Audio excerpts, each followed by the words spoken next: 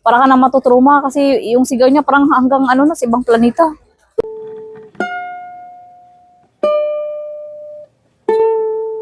Magandang araw po mga kabayani. Kasama po natin ngayon si Ate Evelyn. Si Ate Evelyn po ay nakilala ko dito sa airport. Nakasabay ko po sa aeroplano. Ate Evelyn, saan ka sa atin? Ah, ako ay taga Mindanao, doon sa Orqueta City. Orqueta City. Kung sa Canada. Okay lang. Kahit mahirap ang buhay, Okay. lalaban pa rin. Oh. Laban pa rin, ano? Laban pa rin, oo. Ate Evelyn, Ganun talaga. bago ka naging OFW, ano yung anong nagkakaabalahan mo sa Pilipinas? Nag-aalaga ako ng mga anak ko. Hmm. Ganun. Tapos minsan, dati kasi kuya, nagtatrabaho ko sa tindahan eh. May sarili Groceryhan. kang tindahan? Ay, hindi, wala. Grocery. Grocery, Ano, sales lady ka? Sales lady, Tindera ganun. ako. Tapos nag-aalaga ng bata, ganun. Yan lang, oh. Pwede ko bang malaman kung ilan na anak mo? May 3 kong anak. 2 lalaki at 1 babae. Okay. Evelyn, ano ang nagtulak sa'yo? Anong naging dahilan? Bakit ka nagdesisyon na maging OFW? Yung sitwasyon namin, ganun. Kasi mahirap kasi doon sa amin eh, yung mag-stay ka doon tapos makakain ka naman, di ba? Nagtatrabaho ka doon, makakain ka naman. Pero parang feel mo, hindi pa rin sapat ganun. Kaya, kulang at kulang. Kulang. Kaya, Kasosweldo mo lang, utang na naman. utang naman, magkautang ka talaga ganun kasi malitan din yung doon eh, yung sweldo. Kaya, naisipan ko din na magtrabaho sa ibang bansa kasi para sa mga anak ko din, ganun. Sa pag-aaral nila, lalo na, Pamilya. lalo na yung mag-college yung anak ko. Kasi may anak ko 18 years old na, tapos mag-college na siya. Oh. Ganun yun. Hirap ng buhay. Ilang taon ka na sa pag-abroad? Mag-5 taon naman ata siguro. Kasi mag-5, ganun. Kasi doon sa Kuwait, nagtrabaho ako, 2 taon mahigit. Tapos dito din, 3. 5 na. 5 mahigit, oh. Ito ba yung bansa lang na napuntahan mo na pinagtrabahuhan mo o nagtrabaho ka pa sa ibang bansa? Dati, sa abroad. Abroad, oo. Dati doon ako nagtatrabaho sa Kuwait. Kuwait din. 2. 2 taon ka sa Kuwait. Oo, 2 taon at 6 na buwan, ganun. Tapos, ikalawa dito sa Saudi. Saudi. 3 taon sa amo ko kasi 2 years ako tapos So, umuwi. 2, and then umuwi ka ng Pilipinas, Tapos, saka nagpunta ka ng Saudi Arabia. oo. Ganun. Kamusta naman yung naging buhay mo sa Kuwait? Maganda din doon, kaso yung pagdating ko doon, maganda yung sitwasyon ko doon kasi lang kasi sila eh, tatlong member lang. Mama, papa, at saka isang anak. 3 miyembro na ng pamilya ang inaasikaso mo. Oo, 3 lang. Tapos maliit yung bahay, apartment lang. Ganon. Tapos, sa una kasi, okay yun kasi kahit hindi naman mahirap. Okay lang naman. Pero nung pagdating ng siguro mga 1 taon yun, yung amo ko naghihiwalay. Oo, naghihiwalay sila. As in, yung pagdating ko doon, okay naman sila. Oo. Lagi sila nag-aaway. Tapos, kami, wala naman silang pakialam sa amin. Yung mag-asawa lang lagi nag-aaway. Sigaw-sigaw doon, ganyan sila. Tapos, may day off ako. Doon. Pero hindi ako magagala. Nasa kwarto lang ako. Noong una, 3 inaalagaan ang inaasikaso mo sa bahay, sabi mo. Mag-asawa, at anak nila. Nung maghiwalay, so 2 na lang inaasikaso mo. Oo, 2. 2 na lang. Yung bata, babae, tsaka yung lalaki, hindi. Lalaki. Baliktad. Babae ang umalis. Babae ang umalis, doon sa nanay. Kaso, nandoon ako sa lalaki, kasi yung bata, gusto sa tatay niya eh. Okay. Ayaw niya yung nanay. Spoil siya sa tatay niya. Tapos, okay, sorry, tuloy mo. Tapos yun doon, alam mo yung, ang dahilan ng ayaw kong bumalik doon kasi yung bata, kasi nasa tatay eh. Spoil siya sa tatay niya.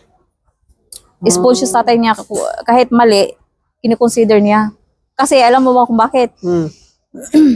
Kasi pagpagalitan niya yung bata, gusto niya pumunta sa nanay niya. Ayaw naman tatay na doon maklo sa nanay niya eh. Gusto niya yung bata sa kanya. Ganon.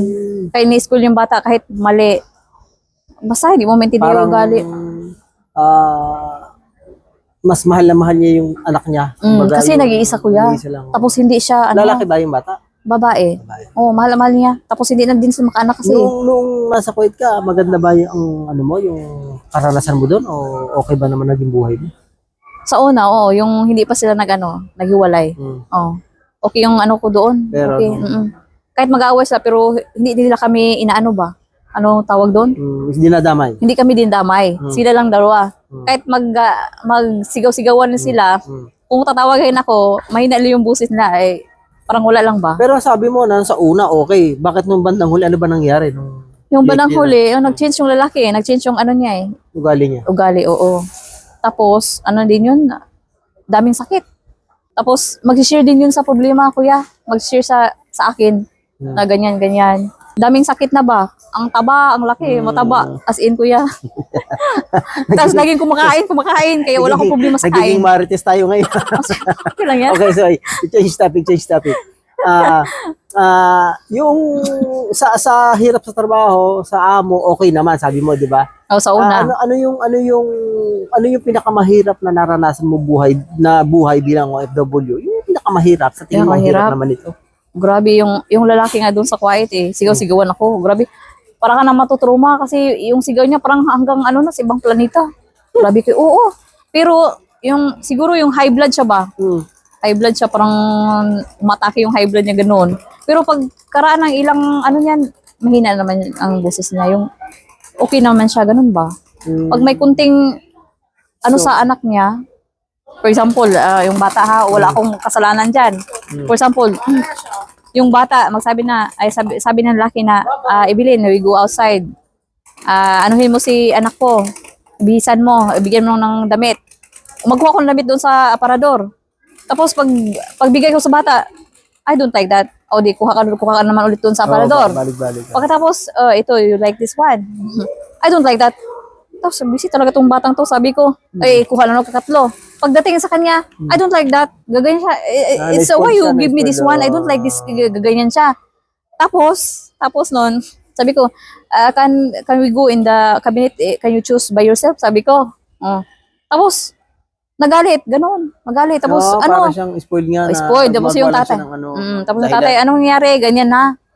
Yan. Tapos, hindi mo alam anong gagawin mo ba? Parang hindi mo alam kung saan ka lugar saan ka lulugar. Hindi mo alam. Hindi ka naman kakampihan niya ng tatay niya. Itong bata, mga mali ang sumbong, paniniwalaan. Ay, paniniwalaan talaga. Grabe. Oo. Kaya pinapagalitan hirap, ako. Hirap na gano'n. Hindi mo alam kung saan ka lalagay.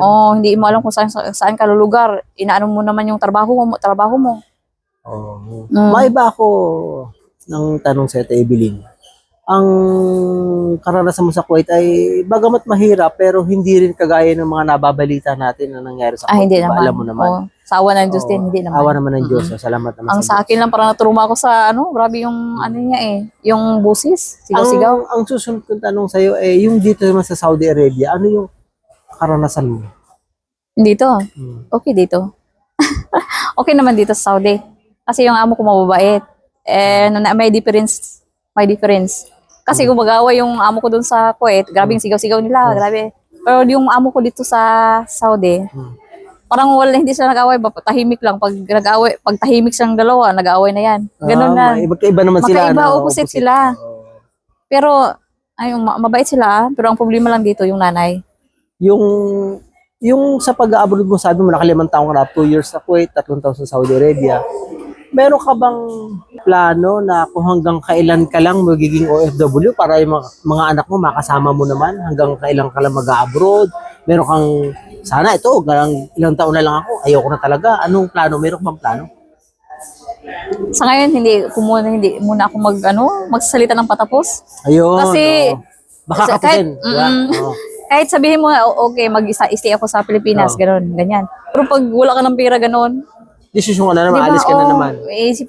Iisipin mo naman na kailangan ko namang umalis, ganyan. Kasi makautang ka, ganyan ba? Kaya sabi nung isa sa nakausap ko na isang kagaya mo rin DH ay kinakailangan matuto tayo mag-ipon at kinakailangan matuto tayo na humindi sa mga humihingi ng tulong na hindi naman Kaya nga eh. importante yung bagay, di ba? Kaya nga eh. Maliban siguro kung emergency. Mm-mm.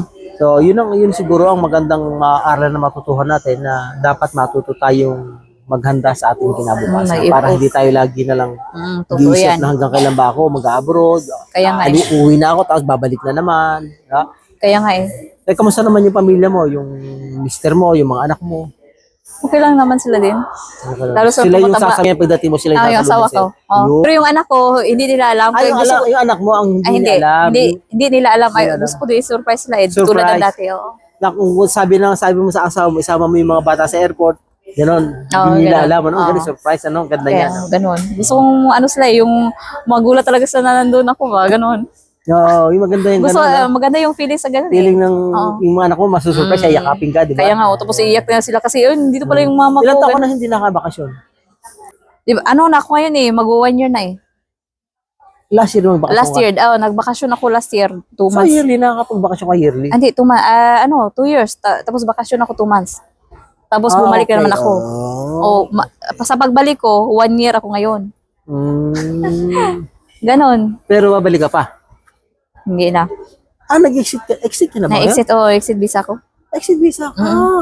Marami ka ng ipon yata, ano? Ay, wala kuya eh. May handa ka na mag-business. Meron man ano? pero kunti. Pero i-try ko magtrabaho doon na Trabaho. kasama yung pamilya ko. Tama. Yung kasarili naming Kahit sa restaurant lang, ano? ganun ba? Oo. O kaya si Mr. i-try lang namin. Si Mr. siguro, naman, masipag naman si Mr. siguro sa trabaho niya, no? Oo, nagtutulungan din kami. Oh, so pwede mo siyang ibigay ng panghanap buhay niya kung ano may tutulong. I-try ko lang ba kung mag-work ba yung namin, yung ganyan. Sa pag-negosyo ganun. Maliit lang i-try lang namin. Pero pag hindi talaga hindi lalaga ganun, baka may sipan ko pa. Hindi ko alam ko yan. Ayoko nung nang patapos. Wag kang magsasalita ng tapos. Kaya sabi ko sa iyo Baka kanina, di ba? kapusin, tama yun. Oo, di ba? Panalangin ko ay maging matagumpay itong pag-uwi mo to, makapag-negosyo Kaya na nga kayo para mahirap kasi sa isang ina, lalo na ina, sa Kaya amin, ama, masakit sa amin nalalayo sa aming mga anak. Alam Lalo ko. na sa isang ina na kagaya mo. Ayaw Di ba? Mas mahirap yun. Mahirap kuya pag alis ka sa Kasi talaga ang dapat, mula sa bahay pa. Mahirap kuya, kawawa yung mga anak ang ko. dapat talaga ang maghahanap buhay ay lalaki. Kaya lang dahil sa pangangailangan Kaya nga eh. at bilang tayo mga Pilipino na masisipag, sabi nga, kinakailangan nating kumayod pareho. Kaya nga, magkasama. pareho. Oo. So maraming salamat at Evelyn. Sige. Sa pag-interview Salamat din, mo. sir. Good luck sa iyong, God bless sa iyong Okay. negosyo. Thank you. Hindi mo naman sila. Hindi mo sa kanila. Batiin mo sila. Hi sa mga anak ko dyan. Kung makita niyo ako dito eh. Pari asawa ko.